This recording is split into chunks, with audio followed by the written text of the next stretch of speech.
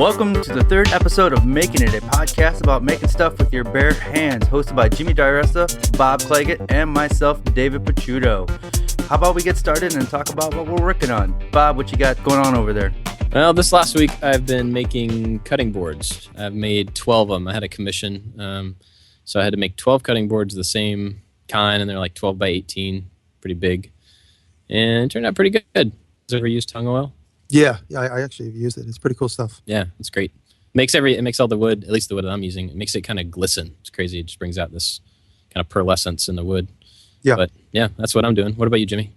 I'm actually building a Crown Royal bar, which I'm documenting. I talked about it earlier, and it's coming out pretty good. And I just finished filming a video for my latest make video. It's a sign for a makerspace called The Ink, and some pictures on my Instagram of that.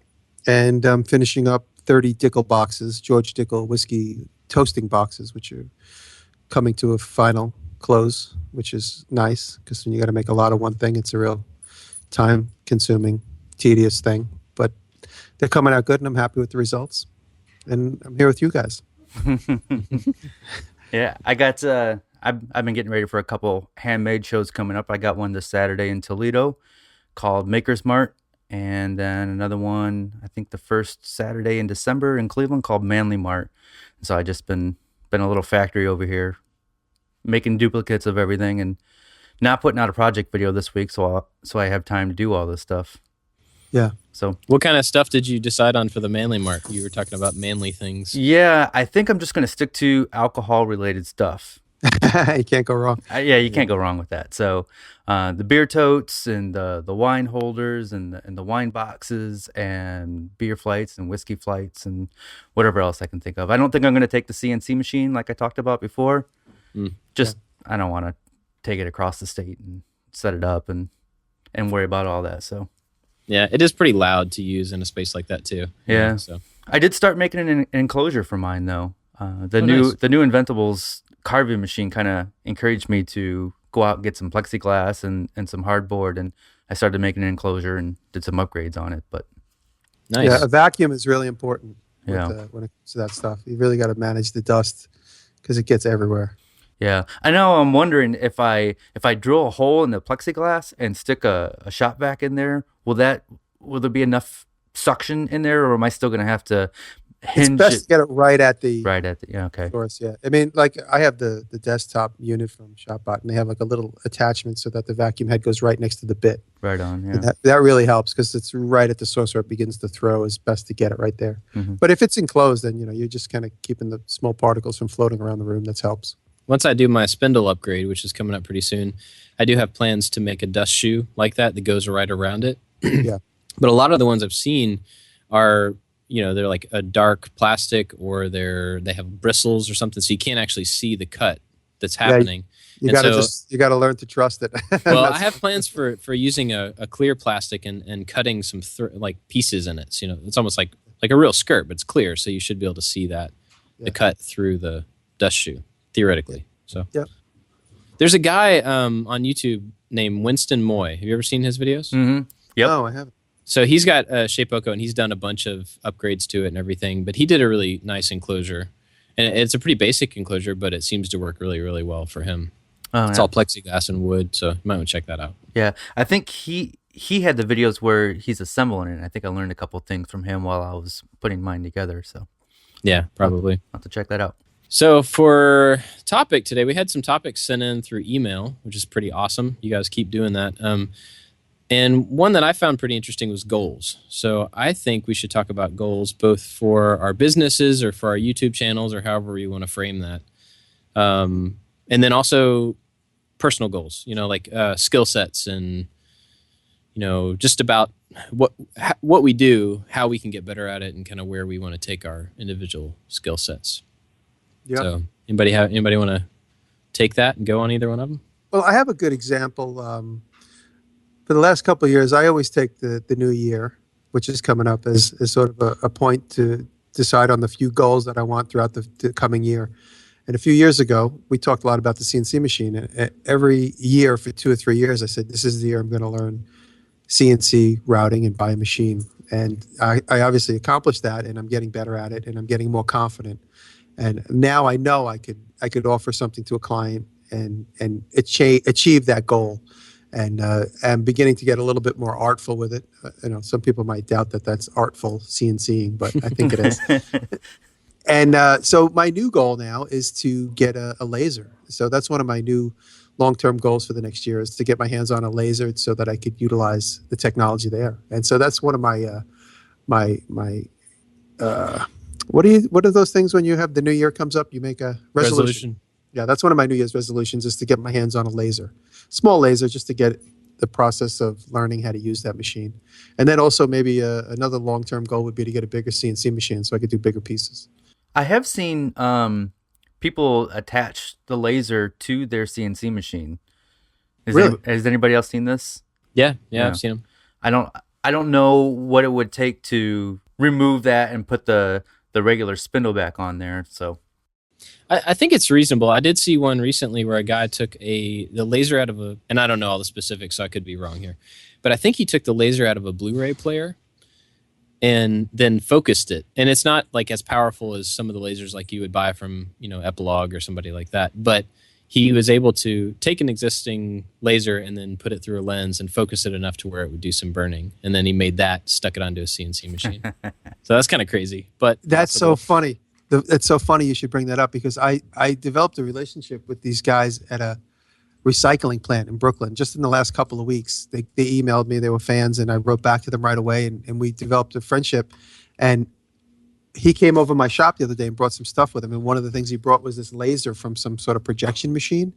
And right away he was saying, he goes, if we take this and we find the right lens and we focus it, because you could definitely burn wood with it. Huh. And it never occurred to me to take that thing that Kai found and attach it to my CNC machine. So now I'm a little invigorated. Thank you. Yeah. Or you can make a Death Star too. Well, he's saying, he goes, we just got to figure out how to cut the end off. He's very enthusiastic, and he's got a great energy. He's like, we just have to cut the end off and get a couple of lenses, and I'm like, I go, if we do that, we're going to basically make a lightsaber. We're not going to make a laser. Also a good project. Yeah, nothing wrong with that. I go, yeah, let's make sure we all wear our dark protective glasses. But the laser is sitting in my shop. I haven't touched it because, I don't want to burn my eyes out. I didn't really know what to do with it. So it's sitting on my desk in my shop. So now we'll play with it tomorrow. I came in the other day, and him and David, who works in my shop, David and Kai had it plugged into the battery pack of one of the DeWalt drills, and they were pointing it around the room. So it works, but they just have to focus. We have to figure out how to focus it to make it burn. Wow. I don't know if that's, he was telling me, and in my mind, I'm like, you know what? I'd rather go spend $5,000 than just get it perfect. But yeah, I feel like there would be a lot of trial and error to get that focusing right, and then just to be able to control it, when you actually wanted to use it. But it still is a really interesting. Yeah, maybe it's something to play with. Yeah, or a lightsaber, either one. Yeah. David, what goals were you working on? Immediate goals would be, well, thanks to Jimmy, I have a welder on the way. Oh, awesome! Glad that's working out. Yeah, something I've never done before, and I've already hooked up with a local buddy who makes welding videos, and he's from the Toledo area, and we decided we're going to do a show on it where I'm going to have him come over to my place, and we're going to take a trip to the Home Depot. We're going to get the supplies that we need. Then we're going to come back into my garage, and he's going to show me how to weld two pieces of metal together, and then I'm going to give it a shot, and then we're going to film it and put it up on the YouTubes. Oh, nice. Great. That's great. It's great to see someone's learning develop in that way. So that'll be great. Yeah. My first time I'll ever use it will be on camera. So the goal for me is to show people that have never done this before that there's not that many barriers to it, although I really don't know. So I guess I'll find out too. But, you're right. There isn't. Yeah. And so I want to incorporate that into my woodworking, because I have a lot of table ideas, but I want metal legs and not wood legs, So yeah, I've already got plans for it. Great. That's great. That's really great to hear. That's actually one of mine too. I am kind of in the same situation. I've done a little bit of metalwork in the past, but it's been years and years since I've done any welding. And so that's one of my goals, and has been for quite a while, to get that skill set back and get better at it and be able to use it. Because right now it's, if I wanted to make something with some welding involved, there would be like a learning curve of a week or so to get back into, just the feel of it. And I don't ever want to commit that time to that learning curve to getting a skill back that I've let go. So it makes it really hard to try to work that into an existing or a project that I'm working on for that reason. But so that's one. And then I think like as far as the kind of project videos and YouTube stuff in general, I'm trying to figure out how to improve production time. That's like one thing that over the next year I really have to, and this is like such a nerdy, programmer thing to think about and talk about, but like the workflow of idea to plans to making it and filming it and editing and that entire progress. You want to shorten that? I want to shorten that. I want to figure out how to make maybe not all of it faster, but some of it faster, because I would like to be able to put out more content, but it just takes a long time, and you know what? Maybe, what helps with me is don't plan anything. Just keep a camera nearby. If you start making something, point it at what you're doing. That's really how most of my videos come up. I'm doing a video of the Crown Royal Bar, and the camera was in the shop, and I said to David, I go, should we film this? Yeah, let's film it. It literally was that decision. And now tonight I sat down with the marketing people, and they're like, oh my God, you're making a video. We're going to promote it through our website. We have millions of followers on Twitter. I was like, oh wow, I'm glad I made that little split-second decision. Yeah. But sometimes it just involves a lot of wood chopping and wood table sawing, which to me doesn't make for an extremely interesting video because I've done so much of it. It bores me. So that's why sometimes when it's just straight woodworking assembly, I sometimes don't find what's interesting about it. But we've already found the first day of shooting, we found 10 things that are interesting, which I wouldn't even have thought of if I sat down to try and plan it. So one thing it's different though about like our positions, you and I, and well, three of us, is that, you make things all day, every day. And so you get to decide which of those things is worthwhile filming. And for me, it's like, hey, I get to make something. So I should film it.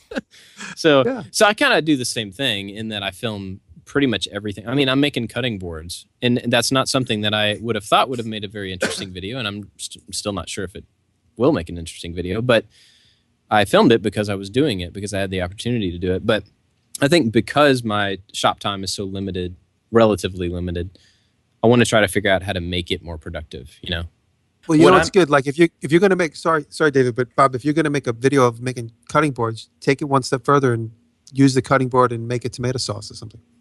Yeah, it's a good idea. Yeah. They're commissioned, so I can't use them. But I always like it when somebody makes a story out of their video. Instead of you just seeing something made, you actually see something made and then being used for its purpose, or there's an actual purpose for that thing being made in the first place, so you get to hear a little story. I like it when there's something else that ties that in. I don't get to do that too much because I'm making something for a craft show coming up, but I that's what I want to incorporate more in the future.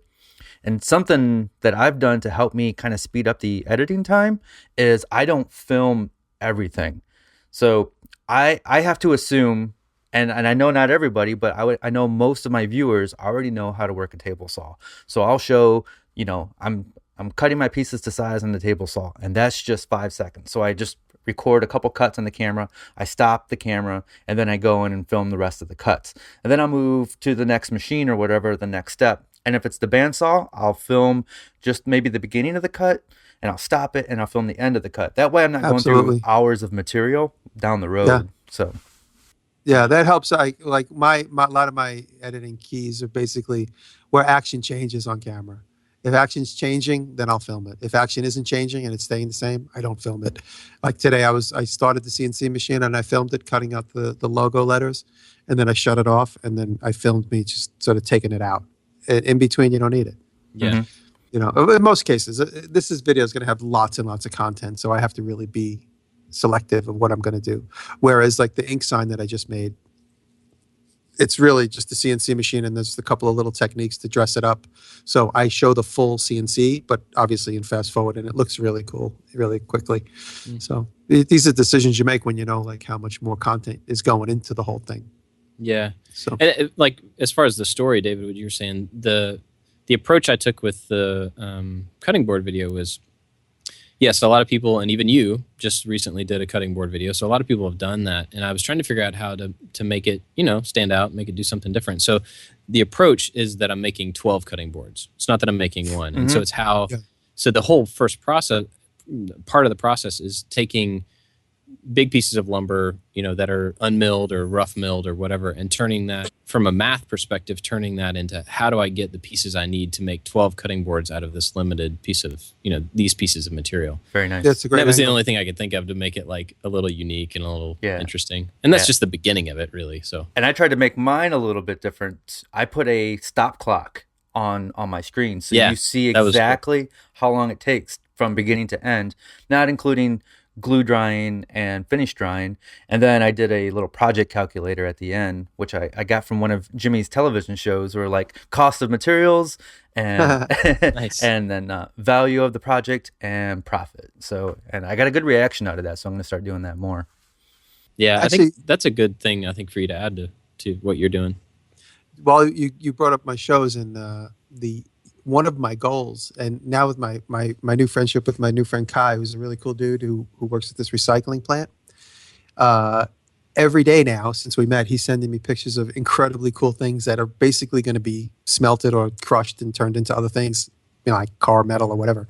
It all just gets recycled and taken away. So next week, if I could carve out a couple of hours, me and Dave are going to go over there, and we're going to basically film an episode of my old show, Dirty Money, and go through the pile of junk. It's going to be full on talking, and I'm going to, because I got a really good response from my video where I talked about my tools and my toys, and so I'm going to try and do more of those. And this is a perfect opportunity to go to the junkyard. So as far as goals, to relate it back to what we're talking about, it's going to be, one of my goals is to do more talking videos with like a full storyline. And I'll see, like, and I got away with a 30-minute video recently, so I'm going to try and stay within that, but I'm going to do like maybe a 20-minute video of a visit to the recycling plant, try and find a couple of cool things. And then being inspired by Frank Holworth, and you guys talked about his big disc sander the other day, Bob. Yeah. We're going to, me and David, who works with me in my shop, we're going to design and build a 24-inch disc sander. And so part of going to this recycling plant will be to try and find the parts to make a 24-inch disc sander. So actually, you're supposed to make two 24-inch disc sanders, and then one of them can come to my shop. So actually, that's a great idea. You might as well just batch it out and make 3. Yeah, let's do 3. So, yeah, that sounds like a good or idea. 4. We can give one away. That'll be my giveaway. You're going to laugh because I have these big giant circular saw blades. And I said to Dave, I go, why don't we just make a small table saw on the other side of it? So I'm going to have, it's like a 28-inch circular saw blade, which I've blogged and I've Instagrammed about it a little bit. And I just noticed Dave was taking pictures of it for the Diresta shop. So you might see that up in the next couple of days. We were going to put the disc sander on one side and then have this blade be attachable to the other side in case we have to sawmill a big giant piece of wood. So it wouldn't be too much room as far as a sawmill is concerned, because we wouldn't need to cut a tree, but we would just need to maybe take like a beam we stole off the street at a construction site and pass it through there or something like that. Like something that would give me like an 8-inch cut, where right now, obviously the limitation would be 6 inches. That's 3 inches on the top, and then you flip it and 3 inches again. So something that would give me like a full 8-inch cut is what we're going for. So maybe a disc sander on one side, and then the sawmill on the other side. It sounds insane, but Crazy. See, figure out how to put the laser on there. And then so that's one of the goals. It's my crazy disc sander. You mentioned Diresta shop, and I just want to point out this Instagram account real quick. Now, this is Dave, your shop assistant, taking photos and putting them on Instagram, correct? Yeah, Dave Welder has been with me for 7 years. We met. He was my student 7-8 years ago, and he's been working with me on and off for the last 7 years. And he's the one person I can count on for everything. He's been really good to me, and he's been taking tons and tons of pictures. And so we kind of came up with the idea together to just start an Instagram of just all the behind the scenes stuff of my shop. And his Instagram alone, David Welder, Waelder, it's amazing. is also very good. He's a really good photographer. My 2 new favorite Instagram accounts for sure. Like his photography, it's phenomenal. So yeah. Oh, great. He'll be really impressed to hear that. Thank you. So Diresta shop is just all behind the scenes stuff of, like, yesterday morning we went and picked up the lumber to build this new white oak bar we're building for Crown Royal. And so Dave woke up with me, and he woke up and he's like, "I'll meet you at the truck at 6 a.m." So he met me, and he just started taking some pictures, even pictures of me drinking coffee, which I don't know if anybody's interested in, but he's been taking pictures of everything. But we know it happened. So. Yeah. And, like details, like I don't really promote like where I buy my lumber. I did mention Rosenzweig before, but going up there and pulling the lumber, he did a funny little Vine video of me grabbing the lumber and walking around with it. So these are all things like moments that he thought to capture, which are great. So I appreciate that. Thank you, David. That is actually really cool. And I've thought about that before because like I don't have any photos of me working, which is fine. I mean, I'm not like to where, I need to see myself working or anything. But being in the position where we are, at least a lot of us, who make videos, we usually do that by ourselves a lot of times.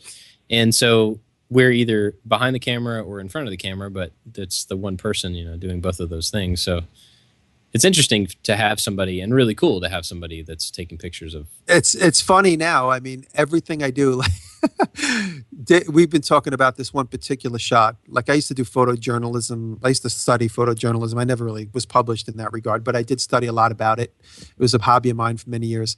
And so I was taking pictures constantly. And I was always like, for me, the one of the most beautiful shots that I like is called I call it the National Geographic shot, where it's like a blur and then a flash.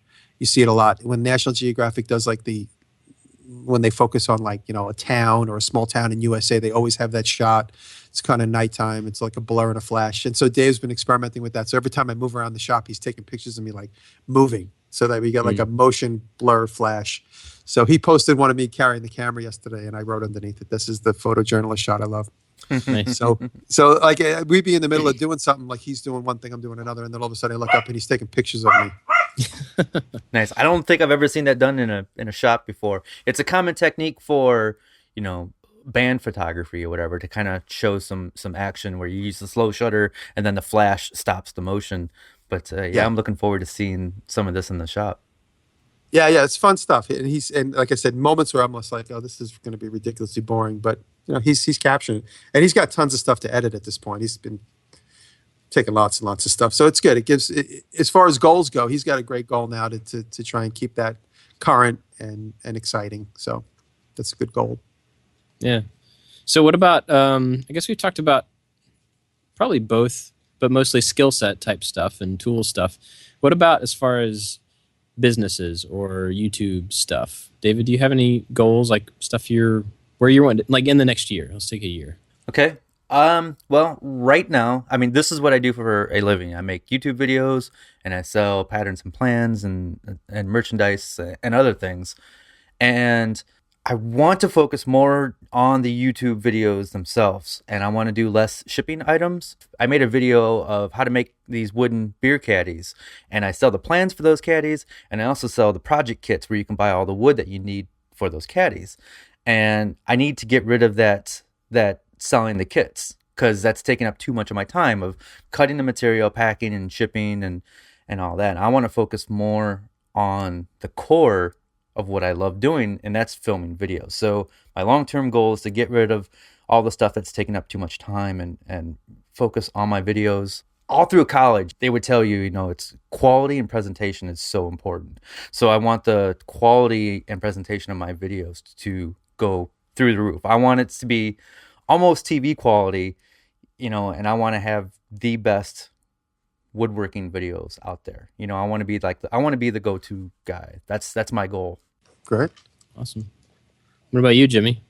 As far as the next year is concerned, I'm having a lot of success with my commercial clients, and I would like to develop that more. When I say commercial clients, working for branding companies and working for advertising agencies and building cool things for events. And the money's really good. I can't lie about that. But what makes life so much easier is I'm dealing with teams of people that all have a more of a career interest in it and not necessarily a personal interest. So when I build a cabinet or something for somebody, they just sit and stare at it. When I build something for a private person, they just constantly stare at it, and they get to like critique it for if they love it, they love it. Thank you. I'm thankful that they love it. But when I build something for a commercial client, it goes into an event space, and like it doesn't really belong to any one person. It belongs to like the brand, or it belongs to the team. And so one person, it's so precious for them, it makes me neurotic. Yeah. I don't know. Does that make sense to you guys? Yeah, that does make sense. I mean, you're building for a different, audience. It's instead of an audience of one that has its own like pickiness and its own this and that. Yeah. Yeah. And then, I mean, the bigger goal is too, it's also the money's more precious when you work for one person. They're very, very particular about exactly how they want it and this, that, and the other thing. When I deal with these teams of people, I can suggest things and they go, oh, that's a great idea. Oh, yeah, why don't we think about that? It's just a little bit more open and a little bit more creative. So there's a few points about that whole thing that I really like. So I'd like to develop that. And then, of course, I talked about in one of my videos, I want to build a barn. So that's another really long-term goal is to build a barn. And a lot of people ask me, and I don't know who's listening, but I would try and keep both spaces. But the upstate space would really be the one space where I'd spend most of my time. And if I could live in the city and live upstate still, I would do it. But, if it got down to it, I would just have to live in the house that I own, which is the one upstate. Mm-hmm. So that's a long-term goal is to build that big garage where I could have all my tools, and all my toys.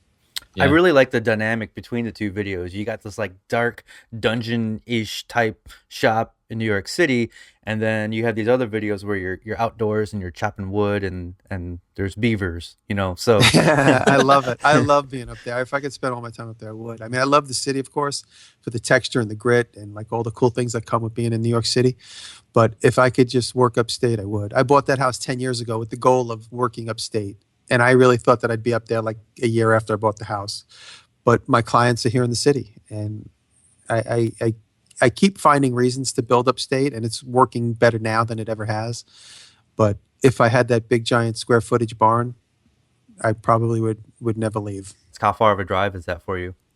It's 2.5 hours, 3-hour drive. We do it a couple times a week. We try and spend at least 2 days a week up there. In the when it's open. In the winter comes, I'll shut the house down because it's just too cold. Do you think that you would be more productive in a space? I mean, obviously a bigger space is good because you can have all your stuff in one place. But as far as just productivity, do you think you would be more productive in a place like that versus your shop now that's kind of broken up into different areas and maybe more cramped than you'd like and stuff? I think I would be. I think I'd be unstoppable because I'd have projects started that I can jump between. Right now, I have to stay focused on one project at a time. Like when you see my Instagram, you see I kind of like pump projects out through like a pinhole. And it's like one gets done and then the next one slowly starts and then that one gets done and the next one slowly starts.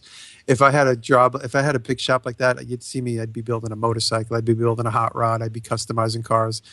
It would all be going on around me and it would be like a dream come true. But, that's what I'm working towards. I definitely would be more productive as well because I'm in a basement and I have really low ceilings. And every time I always forget, and every time I pick up my camera from the tripod, I smack it up on the furnace vent or whatever. And I think my videos probably give it a false look using the wide angle lens, but there's really not a whole lot of room in here. So I'm constantly like banging my hip or can't get the camera where I want it. And I know if I had a bigger shop, I could be more productive and move around faster. Yeah, that's one thing I've looked at for a while is, what it would be like to rent a space here in town and try to get something, not huge, but something bigger than my one-car garage. And one of the things that I have a hard time with that is just the fact that my shop is in my house. That's really hard to beat. It's awesome. The fact that I can go work and, but I wonder for me if having a shop even a couple of miles away would take something out of my motivation to be in there because I know that I would have to leave my family or whatever for any amount of time and, go there and be there. And maybe that would be awesome. I don't know. But that's one of the things that I've thought about in my particular situation that, kind of be worried about. But yeah, last summer we looked at a couple spots to rent to use as a shop, and I'm kind of glad that it didn't happen because now this is what I'm doing for a living. I can just wake up, make some coffee, and head down into the basement.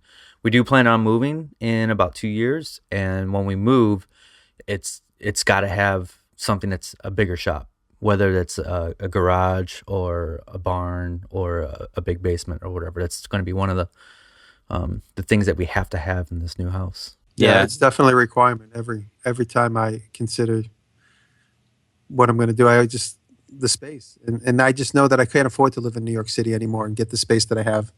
If I move out of my space now, the next move, it just has to be into the country because it's just too expensive. Right. We've thought about maybe moving at some point, but with 4 kids, lots of stuff, and just really, really hard to convince yourself that anything is worth moving. I bet. I can't imagine. Like the last time we moved, we had our oldest was just like 9 months old, so he wasn't even like running around or anything like that. So it was fairly easy to move. But now it just sounds horrible.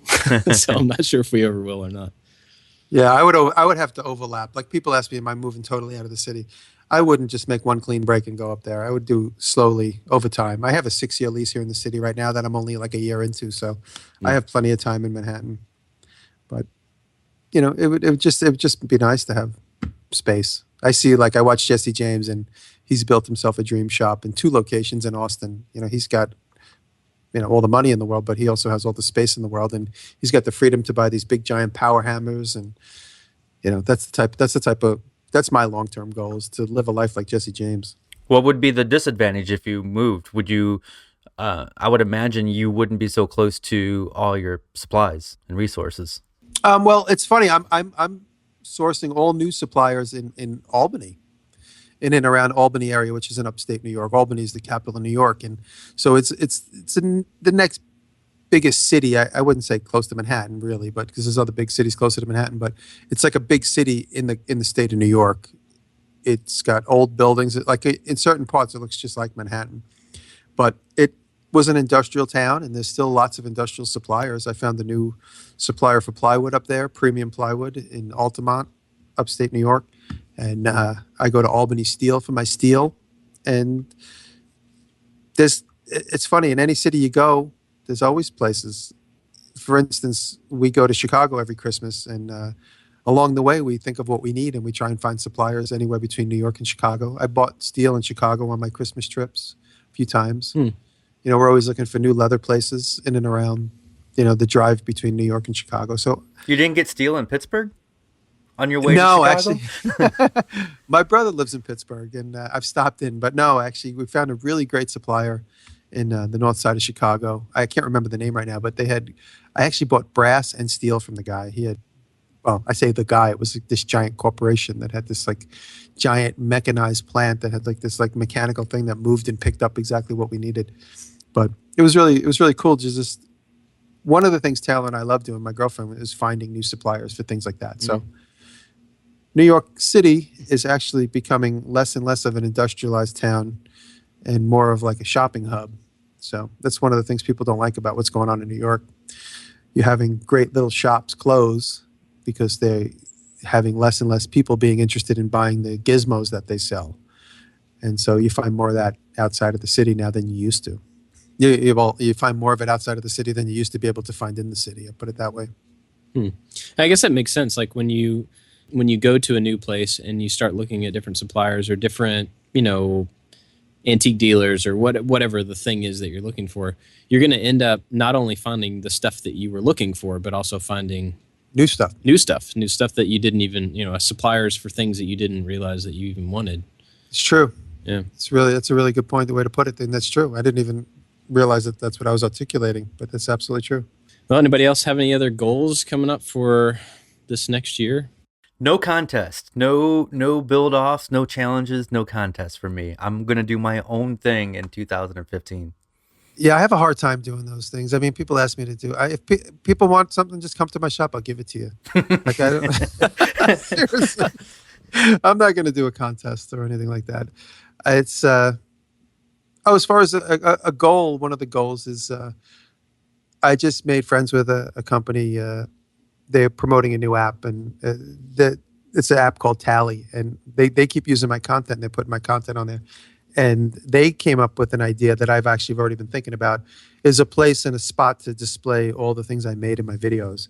And so whether it's in my own private space, but they've offered up for me to promote in their space. They have this big loft in Soho, and there's like, if you want to bring all that stuff here, or an edited down version of what it is you've made in your videos, and you'd like to display them here. But I don't know if that's going to happen specifically there for long term. But at least for short term, I'd like to show my wares, all the things that I actually made in my videos in one location. I don't know where that could be, but that's just the goal, is to get them all together and put in one spot. That seems like, yeah, the amount of stuff that you've made, obviously a lot of it's client work, but the amount of stuff that you made and the breadth of the different types of things that you made, seems very obvious to me for you to have an art opening of some Yeah. sort, you Yeah. know, just to show off. You've never had a gallery opening before? No, honestly, I've never really focused on like one type of art enough to put it together. But now, in an odd way, the type of art is all the different things I Yeah. have done, and I would do a gallery show just simply to just promote the videos. So it makes sense now, finally, after all this time. Maybe that'll happen. Yeah. That would be a good goal. Lifetime goal for me would be to just make videos for YouTube of all the oddball things I think of to make, like that I made last week. I would like to just do videos of that and not have to talk to anybody. But unfortunately, I'm not getting paid enough on YouTube. But the goal would be to get paid enough somehow on YouTube. So that's definitely a long-term goal. So I don't have to deal with clients. Ultimately, I could just make money off my videos and my fan base. But that's probably not realistic, because I know if anybody knocked on my door and asked me to make something, I would say, okay, let's make it. Well, I'll make a video of it. I'll say, yeah, let's you would make at it. least I'll have make the a opportunity video. to be like really selective in that case. I mean, Yeah, absolutely. I wouldn't have to hang somebody's shelf. But like if the project is cool, and I would turn it into a video. Yeah. So I think a lifetime goal for me is to have a style. So when I'm an old man and somebody sees my work, they'll know like, oh, that's a Picciuto. Picciuto made that. That's his style, that's And a great goal. Yeah, and I don't know what that is. Whether it's crafts, wood, furniture, I don't know. I don't know what that is, but Sam Malouf, like a yeah, Sam Malouf. yeah. I mean, all great artists, all painters or illustrators, the great ones have a style, and you can recognize them instantly. And that's my life goal. That's great, because I tell my students every year, I was like, if you make enough work, you'll begin to develop a style that you're completely unaware of. So whether it's drawing, graphic design, or sculpting, if you just do enough of it, eventually you'll begin to find your thread that you'll follow, and you'll develop that. So that's a great thing to bring up. Bob, lifetime goals? one of my big ones is about my kids. Is actually instilling a lot of what I do and the things that I care about into them, which sounds really obvious, I think, to a lot of people. Of course, you want to do that. You want your kids to care about the things you care about and stuff. But when it comes down to like the brass tacks of a kid understanding how things work or how to accomplish a goal or solve a problem, it's not as natural as you might think, as you would expect it to be. And so I've noticed a lot of things granted, my kids are pretty young still, and so they don't have the understanding of things that they will have in a few years. But when I see them approach like a problem, the way that they go to solve it, I want to get in there and like, yes, this is how you do it. This is how you do it. I want to do it for them. But part of them learning how to do that is being able to do it wrong with someone standing behind them to keep them safe and all that type of stuff. So one of my goals is to just teach them how to problem solve the process, not to teach them how to get things right, not teach them how to do things my way, but to teach them how to go through the process of messing up, in pursuit of doing the right thing and of like fixing something. Yeah. And that goes really far, I think, in everything. a lot of, in everything. Yeah. Problem solving is a huge skill that many of us don't have. And yeah. I did a talk this last weekend, like a workshop at this thing called Geekend, and it was here locally. And it was like an hour-long thing. We made something in the room, and everybody got to come up, or a few people got to come up and help make it and everything. But the point of the whole thing was that a lot of times you don't attack a problem or a thing that you want because it seems big and unapproachable. But if you look at one big problem, it's really a whole bunch of small problems stuck together. And so if you can step back from it and break that down into what the small problems are and figure out how to approach them, once you get rid of all the small problems, eventually you've gotten rid of the big problem. And when I said that in better words than I've just said it right now, it was amazing. Like there were probably 50 people in there or something, and everybody's eyes just kind of lit up like, oh, that makes sense. Like things really aren't does. quite as scary as, when you think about it that way. And so that's something I'm trying to do with my kids. And it's really hard to implement, that type of thinking like in your own household with your own kids because they drive you crazy half the time and stuff. But it's only going to get harder because it's so easy. When you do have a problem, you're like, I'll just look it up on the internet instead of just sitting down and thinking, okay, here's my problem and breaking it down and figuring out those mini solutions. So yeah, it's too easy to look things up now and not get your brain thinking. And as a parent, it's easy to fix stuff for them. That's like one of the hardest things for me is not to, my son can ride a bike like a champ now, but his bike doesn't have a kickstand, and so it falls over all the time. And so I keep thinking, hey, I need to, after he goes to bed one night and I have free time, I need to go put that kickstand on him. And then I'm like, no, I need to give him the kickstand and a wrench. Say, absolutely. Figure out how to put this on. I will help you, and that's like a really important thing, not to do everything for him. So I think, those are some of my life goals. Very good. I like that. I like that. I like the idea of problem solving. And as far as goals go, we're talking about goals. I personally give myself these little goals all the time where it's like, if I have to go to a friend's house and help them with something, they start explaining all the details. I say, don't tell me anything. I'm just going to show up with my Leatherman and I'm going to figure it out. and that really is like a little personal goal that I do. I do that constantly, that little exercise. And that just helps my problem solving skills develop more and more and more. Like, for instance, when someone's like, oh, come to my house, it's over here. And this, I said, don't tell me how to get there. I'll figure it out either through MapQuest or my experience. And so those are the type of things, like on a daily basis goals. Like when you talk about, like, for instance, I just had to do these several boxes for this liquor company. I had to make this like little finger jointed boxes, and I got to make a whole bunch of them, and they have to kind of look exactly the same. And so every day I say to myself, okay, at least by the end of the day, all these joints are going to be attached. Okay, tomorrow, at least by the end of tomorrow, I'm going to have all the hinges cut.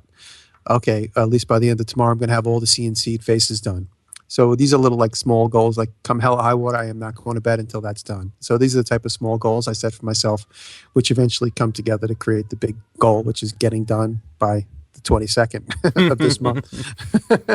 But yeah, no, so I problem solving and, making things is just constantly setting goals, constantly. Yep.